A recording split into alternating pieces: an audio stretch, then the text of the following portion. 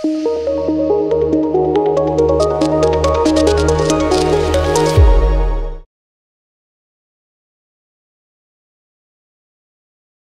అండి, I'm doctor Keerthi, fertility expert, 49 hospital Vizag branch నుంచి మాట్లాడుతున్నాను. సో ఈరోజు మనము థిక్ ఎండోమెట్రియం అనే టాపిక్ గురించి డిస్కస్ చేసుకుందాం. సో చాలామంది మెయిన్గా ఇన్ఫర్టిలిటీ కపుల్స్ మా గర్భసంచి పొర చాలా థిక్గా ఉంది అన్నారు, దీనివల్ల ఏమైనా ప్రాబ్లం ఉంటుందా అని చెప్పి అడుగుతూ ఉంటారు. సో ఈ ఎండోమెట్రియం అంటే ఏంటంటే మనకి గర్భసంచిలో 3 లేయర్స్ ఉంటాయి. సో ఇందులో ఈ ఎండోమెట్రియం లేయర్ అనేది మనకి ఇంప్లాంటేషన్కి అంటే బేబీని పట్టుకొని హోల్డ్ చేసే లేయర్ అనమాట. సో ఈ ఎండోమెట్రియం లేయర్ అనేది మనకు వెరీ ప్రెగ్నెన్సీ కోసము చాలా ఇంపార్టెంట్ లేయర్. సో మనకి యూజువల్గా ఏంటంటే ఈ ఎండోమెట్రియం లేయర్ పెరుగుదల అనేది దేని మీద ఆధారపడి ఉంటుందంటే main age and day of the menstrual cycle. మనకి డేట్ వచ్చిన సెకండ్ డేకి ఎగ్ అనేది పెరుగుతూ ఉంటుంది. సో ఈ విధంగా ఎగ్ పెరుగుతూ ఉన్నప్పుడు ఈ గర్భసంచి యొక్క లేయర్ కూడా పెరుగుతూ ఉంటుంది.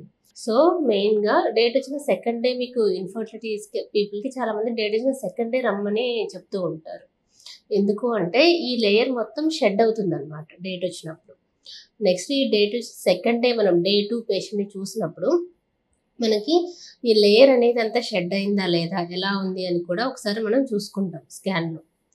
దెన్ ఎగ్ అనేది ఏ విధంగా పెరుగుతూ ఉన్నప్పుడు యూజువల్గా 14th డే అనేది ఎగ్ రిలీజ్ అవుతుంది. So around the time of ovulation ఈ లేయర్ అనేది కరెక్ట్గా పెరుగుతుంది అనమాట. సో మినిమం అంటే మనకి 7 mm కంటే ఎక్కువగా ఉంటేనే మనకి బేబీ ఇంప్లాంటేషన్కి అనుకూలంగా ఉంటుంది. సో ఈ విధంగా మనం యూజువల్గా డేట్ వచ్చిన సెకండ్ డే ఒకసారి స్కాన్ చూస్తాము. అండ్ ఈ 14th డే మెయిన్గా ఈ టైంలో రెగ్యులర్ సైకిల్స్ ఉన్న పీపుల్కి చూసినప్పుడు ఈ లేయర్ అనేది యూజువల్గా మోర్ దెన్ 7 mm ఉంటే మనకి ప్రెగ్నెన్సీ ఛాన్సెస్ అనేవి ఎక్కువగా ఉంటాయి. సో మోర్ దెన్ 7 mm ఉంటే ట్రైలామినర్ ప్యాటర్న్లో ఉంటుందన్నమాట.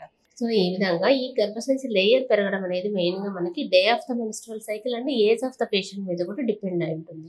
మనకు అరౌండ్ రిప్రొడక్టివ్ ఏజ్లో కాకుండా సో యూజువల్గా మెనోపాజ్ వచ్చిన లేడీస్కి అలాంటి వాళ్ళకి ఏంటంటే ఈ లేయర్ మోర్ దెన్ 5 mm కంటే ఎక్కువగా ఉండకూడదు. ఇన్ కేస్ అలా మోర్ దెన్ 5 mm కంటే ఎక్కువగా ఉంటే సో వాళ్ళకి త్రూ డిఎన్సీ కానీ ఆర్ హిస్ట్రోస్కోపీ ద్వారా కానీ ఒకసారి లేయర్ని ఏదైనా ఆ లేయర్లో ప్రాబ్లమ్స్ ఉన్నాయా, క్యాన్సర్ తాలూకు ప్రాబ్లమ్స్ ఏమైనా ఉన్నాయా అనేది టెస్ట్ చేయాల్సి ఉంటుంది. సో ఇలా కాకుండా మనకి ఫర్ ఎగ్జాంపుల్ ఆ గర్భసంచిలో ఉన్న లేయరే చాలా థిక్గా ఉందనుకోండి, సో అప్పుడు ఎందుకు ఇలాంటి ప్రాబ్లమ్స్ వస్తాయి అంటే మనకి హార్మోన్ ఇంబ్యాలెన్స్, పీసీఓడి ఇలాంటి పేషెంట్స్లో బాగా ఒబీస్గా ఉన్న పేషెంట్స్లో ఏంటంటే ఈ లేయర్ అనేది గ్రోత్ అనేది చాలా ఎక్కువగా ఉంటుంది.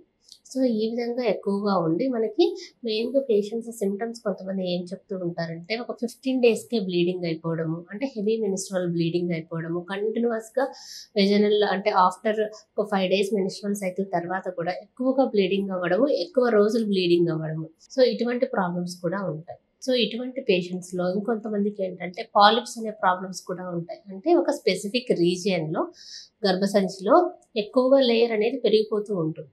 సో ఇటువంటి ప్రాబ్లమ్స్ కూడా ఉంటాయి ఈ hormone imbalance PCOD patients. So ఇటువంటి దాన్ని మనం ఏం చేయాలి నెక్స్ట్ అంటే మెయిన్గా హిస్ట్రోస్కోపీ పరీక్ష చేయాల్సి ఉంటుంది మీకు. సో ఈ హిస్ట్రోస్కోపీ పరీక్ష ద్వారా మీకు లేయర్ ఎలా ఉంది లోపల పొర అనేది ఒకసారి చెక్ చేయాల్సి ఉంటుంది.